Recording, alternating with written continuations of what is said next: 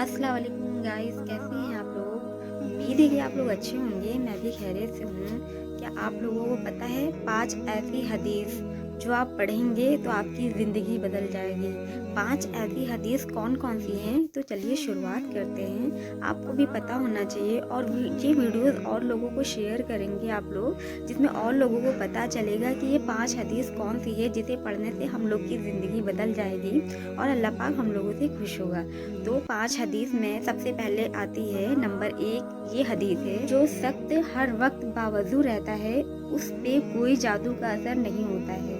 मतलब आप अगर वज़ू करते हैं, पूरा दिन आपका वज़ू रहता है, पूरी रात आपका वज़ू रहता है, तो आपके ऊपर जादू का असर नहीं होने वाला, चाहे जितना वो खतरनाक जादू क्यों ना हो, चाहे वो कितने ही शिद्दत से क्यों ना कराया गया हो, मगर आप पे कोई वो जादू असर नहीं करेगा, क्योंकि आप बावज़ू हमेशा रहते हैं। और फिर नंबर 2 ये आता है, और नंबर 2 ये है कि अगर कोई शुद्ध और हराम का खाने वाला होता है तो उसकी दुआ कभी कबूल नहीं होती है। मतलब ये कि कोई अगर हराम का खा रहा है और हराम का पहन रहा है तो उसकी दुआ बिल्कुल नहीं कबूल हो सकती है। वो चाहे जितनी शिद्दत से नमाज पढ़ ले, जितनी शिद्दत से सच्चे दिल से दुआ मांग ले, लेकिन उसकी दुआ कभी कबूल नहीं होती है, क्योंकि वो इस दुनिया में हराम का खा रहा है, हराम का पहन रहा है, लोगों के साथ गलत कर रहा है, इसलिए उसकी दुआ कभी कबूल हो ही नहीं सकती। और फिर नंबर तीन में ये आता है, और नंबर 3 ये है कि जिसने अपनी नमाज छोड़ी अल्लाह ने उसकी फिक्र छोड़ी। मतलब ये कि अल्लाह के लिए अगर तुम नमाज नहीं पढ़ते हो तो यानी कि अल्लाह अल्लाह की फिक्र छोड़ दी तुमने, तुमको अल्लाह की फिक्र बिल्कुल नहीं है, तो इसलिए अल्लाह पाक भी अपनी तरफ से सारी फिक्र छोड़ देता है, फिर तुम चाहे कुछ भी करो। जो कि अल्लाह ताला 70 माओं से ज़्यादा मानता है, लेकिन अगर तुम अल्लाह की नहीं सुन रहे हो तो अल्लाह तुम्हारी सुनता है। ऐसा नहीं है कि नहीं सुनता है, लेकिन वो तुम्हारी फ़िक्र करना छोड़ देगा। इसलिए नमाज़ पढ़िए, जिसमें अल्लाह पाक की फ़िक्र आप करेंगे तो अल्लाह पाक आपको तिगना चौगना और उससे भी ज़्यादा आपकी फ़िक्र करेगा।